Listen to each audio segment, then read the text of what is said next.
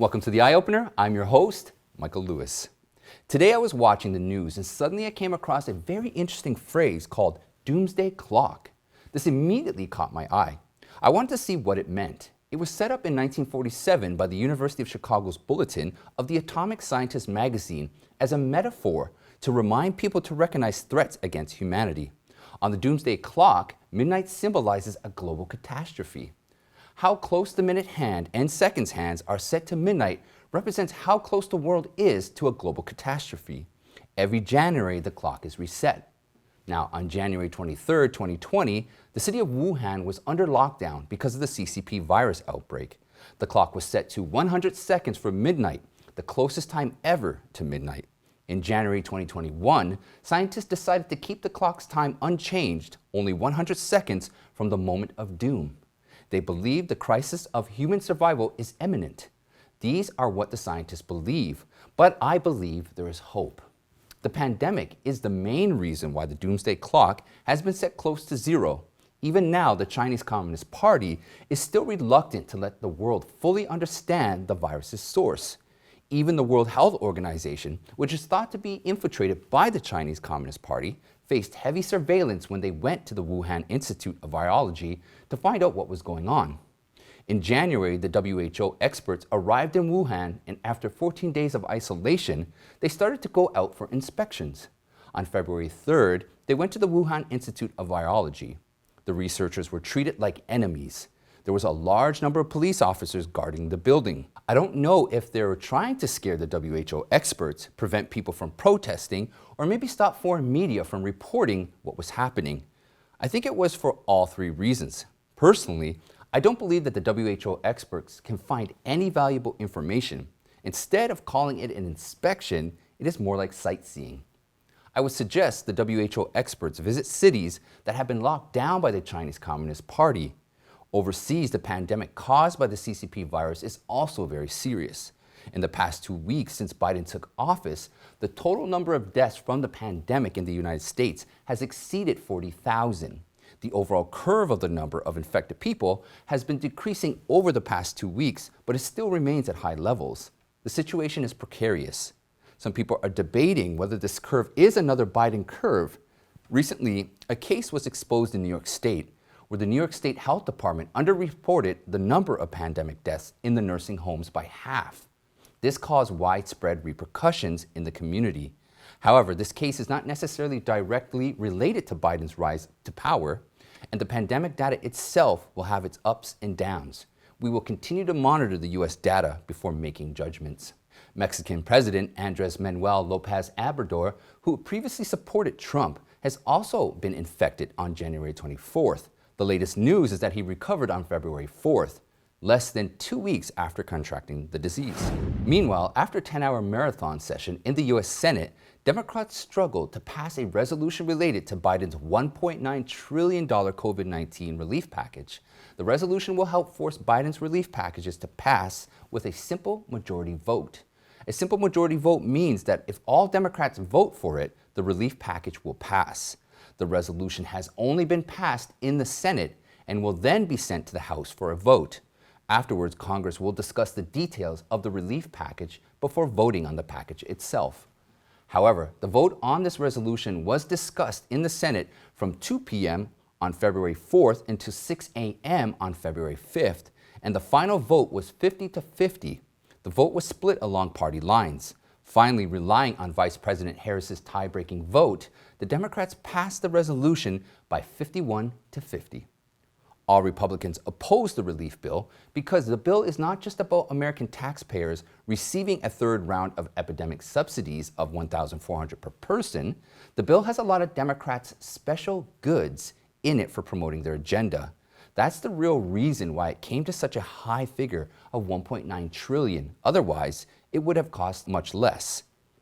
In contrast, many of the amendments proposed by the Republicans to this huge relief bill failed to pass. For example, these include proposals to reduce federal funding for states accused of underreporting deaths in elderly homes, to oppose cities that harbor illegal immigrants. It keeps former President Trump's proposal to keep illegal immigrants out of Mexico. It also opposes pandemic grants for inmates serving prison sentences and opposes a federal tax on carbon dioxide emissions. All of the above proposals failed to pass. But there's not much opposition to the third round of grants to American taxpayers. The American taxpayers will receive the grants in about a month if Biden's relief bill passes as expected. As for the full restoration of American jobs, Biden said on February 5th that they cannot do much at the moment. He acknowledged that there's still a long way to go to fully restore the economy. He also said what he can do is quite limited in the next few months as the pandemic continues to spread.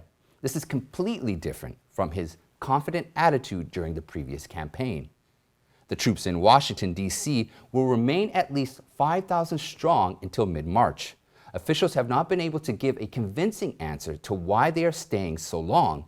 Presumably, the answer is that they will be needed to keep the Capitol safe during former President Trump's impeachment. Last month, more than 26,000 National Guards moved into D.C. to protect Biden's so-called inauguration. According to recent estimates, this cost the U.S. taxpayer at least $500 million, a figure revealed by the U.S. military on February 4th. This money, if used for pandemic prevention, could solve many problems. And Bank of America, which served 60 million customers, also had a scandal on February 4th. It was accused of helping the government provide user information. This was revealed by Fox News host Tucker Carlson on his show. The criteria for Bank of America to share personal information were those who used a Bank of America credit or debit card in D.C. between January 5th and the 6th, and those who purchased a weapon through a Bank of America account between January 7th and the 20th, and possibly those who visited D.C. during that period. Government intelligence agencies collected this information primarily to investigate who was involved in the Capitol Hill incident on January 6th, and they were staying in D.C. afterwards. This leaves Americans with a bad taste in their mouth. The root cause of all this and why it happened was all because of the problems with the 2020 election.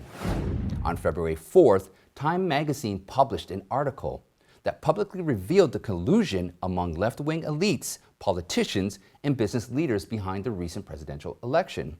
The author of the 6,500-word article is named Molly Ball. She said during the 2020 election, the collaboration behind the shadow campaign touched on all aspects of the election and were mostly carried out by the left. This shadow campaign successfully pressured social media to take harder line on so-called misinformation about the election using data-driven strategies.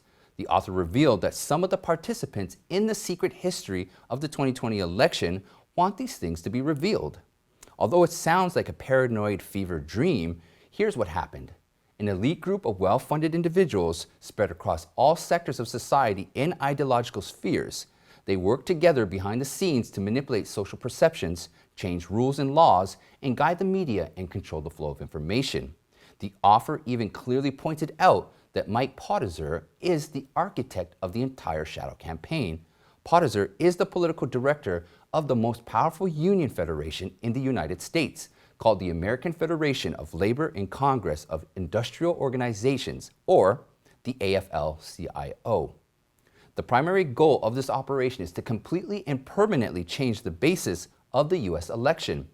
They receive financial support from wealthy businessmen like Mark Zuckerberg, who was donated at least $300 million through he and his wife's Chan Zuckerberg initiative.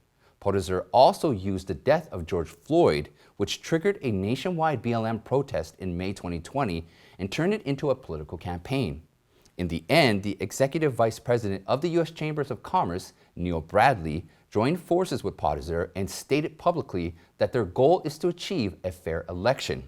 The Time article concluded by arguing that their cooperation and the whole shadow operation was not to stop Trump from winning, but for a fair election. But one sentence in the article immediately invalidated this argument. The article says, at 11 p.m. on November 3rd, former President Trump was leading in the election. At a Zoom teleconference, Mike Potizer joined the meeting trying to reassure his colleagues. The Time article states, Mike Potizer showed the attendees a copy of data to convince his colleagues that he had the victory in his hand. He did not believe that former President Trump had a backup plan like they did. on the election night. The U.S. media outlet, the National Pulse, concluded that the Times report actually made the whole conspiracy public. All big companies, big activist groups, big unions, and big media outlets joined together to target former President Trump. They even manipulated the media broadcast and information on social media. At this point, I am actually very shocked. Time magazine practically unveiled the entire truth about the election. The author even revealed the name of the chief designer behind the conspiracy, as well as the details of the conversations that took place on election night.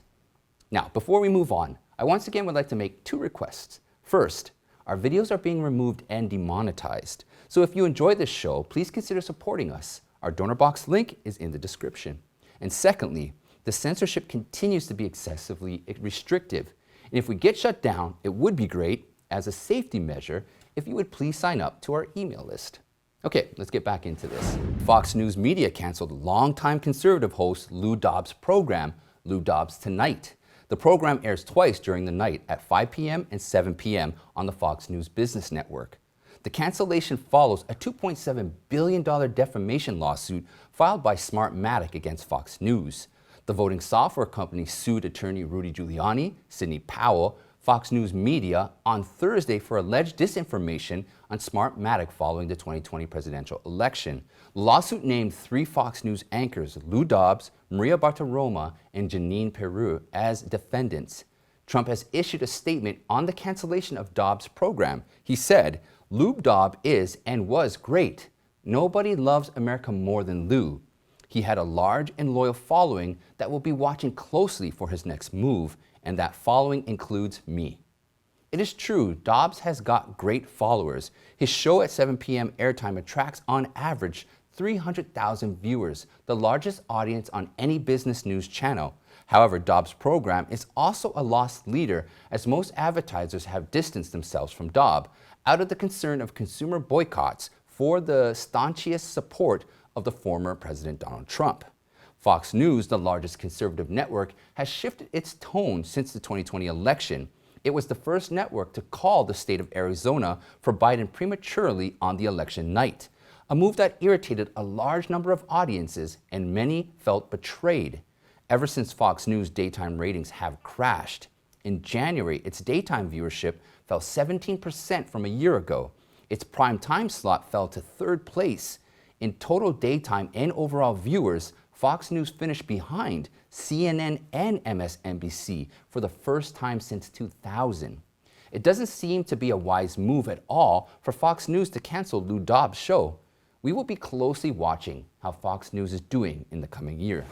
Currently, the Biden administration is turning the knife inward on the U.S. military, the core of global security for the world.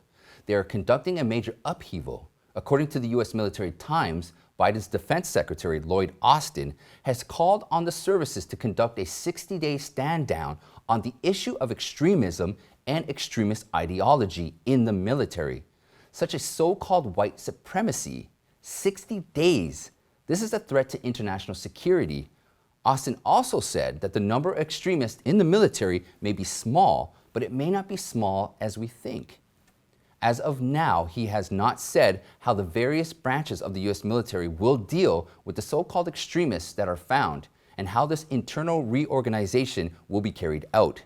According to an FBI background check on the D.C. National Guard in January, 12 people were removed from D.C. duty because of their links to the so-called extreme right wing.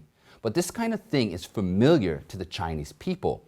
From the ratification of the Yunnan period to the ongoing internal purge of the public inspection and law enforcement system, the CCP has targeted people with different ideologies on numerous occasions.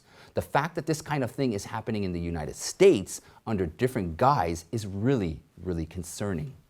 And while the U.S. military struggles, the Chinese Communist Party is not slacking off. A leaked secret document reveals that the Chinese Communist Party is building a multi-capability island in the northern tip of Australia, just 150 miles from the northernmost point of Australia.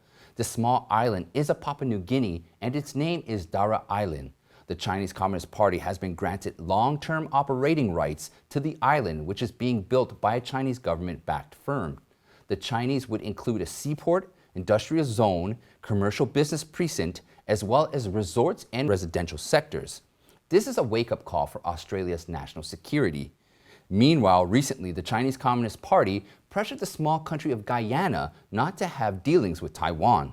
On February 4th, Taiwan's Ministry of Foreign Affairs announced to open a Taiwan office in Guyana, but under pressure from the Chinese Communist Party, Guyana announced on February 5th that it will terminate the establishment of the Taiwan office. Taiwan's President Tsai Ing-wen expressed her deep regret on Facebook, protesting and condemning the Chinese Communist Party's actions.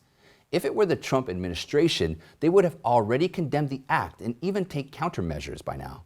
But so far, I have not heard any firm responses from the Biden administration. After the coup d'etat in Burma, there was a debate in the Biden administration over whether to call what happened in Burma a coup d'etat. They are worried that calling it a coup d'etat would anger the Chinese Communist Party. Under the new appeasement situation, the Chinese government has become increasingly reckless in its defense of the Burmese army. Jack Posobiec, a former U.S. naval intelligence officer, believes that the Burma issue is an extension of the Communist Party's influence. In addition to the East and South China Seas, they are also expanding into Southeast Asia. Meanwhile, in the wake of the military coup in Burma, there are reports that the Chinese Communist Party has sent tens of thousands of troops to the China-Burma border and deployed warplanes to stand by. The Sino-Indian border dispute also continues to worsen. The above is just a taste of the CCP's complex expansion policy. Now, according to a February 4th report by Freedman House, the CCP is implementing the most comprehensive, globalized, transnational crackdown involving at least 3.5 million overseas dissidents. 6 major areas are covered. First, the CCP targets entire ethnic and religious groups. Second, corrupt officials hiding overseas that the CCP itself wants to crack down on. Third, the crackdown is attached to overseas cultural associations and overseas Chinese groups, impacting all Chinese citizens. Fourth, cyber attacks through hackers and surveillance of overseas people, currently mainly through WeChat. Fifth, the use of geopolitical advantages to influence the situation in some small and weak countries and to meddle in the politics of those countries. Sixth, the CCP has also begun to suppress, intimidate, and control non-Chinese people overseas. These actions come from the unified deployment of the Chinese Ministry of State Security, the Ministry of Public Security, and the military. A new report by the National Endowment for Democracy also reveals that the Chinese Communist Party has amplified its influence on the global media. The authorities have taken advantage of the openness of Western societies to infiltrate public opinion and promote positive coverage of Beijing in Western media, which now poses a serious threat. There are also communist spies disguised as media workers working overseas. The Telegraph reported on February 4th that the United Kingdom have found 3 Chinese communist spies disguised as journalists and expelled them from their country in the past year. In addition, according to Axios, the CCP is also working to promote the internationalization of the digital RMB, which may replace the US dollar-centric world status in the future. And the Central Bank of China has already established a partnership with SWIFT, one of the world's largest financial transaction systems. It will help the CCP to establish links with SWIFT's digital currency research and settlement center. This is a major threat to the US dollar world financial system. At this moment, the attack on Trump is not over. Recently, the Screen Actors Guild, American Federation of Television and Radio Artists, wanted to remove Trump from their list because of the January 6th incident.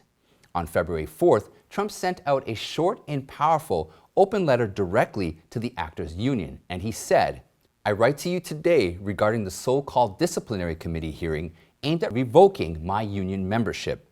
Who cares? Your organization has done little for its members and nothing for me besides collecting dues and promoting dangerous un-American policies and ideas, as evident by your massive unemployment rates and lawsuits from celebrated actors who even recorded a video asking, 'Why isn't the union fighting for me?' and went on saying that, 'I no longer wish to be associated with your union.' As such, this letter is to inform you of my immediate resigning from your union." Trump recently ran into some trouble living in Mar-a-Lago estates in Florida. A local resident sued Trump to move because allegedly violated a 1993 agreement that required members of Mar-a-Lago estates not to live there more than 7 days at a time. At the same time, local Palm Beach law also states that owners cannot live on their own property. But Trump's lawyer, John B. Marion, responded that Trump bought the estate in 1985 and turned it into a private club in 1993 when there was no such law in Palm Beach at the time. He argued that Trump wasn't an employee of Sea Lake, so the restrictions doesn't pertain to him. As a result, Palm Beach will hold a residents' meeting on February 9th to discuss the matter, but now the matter is moving in the direction of Trump's favor.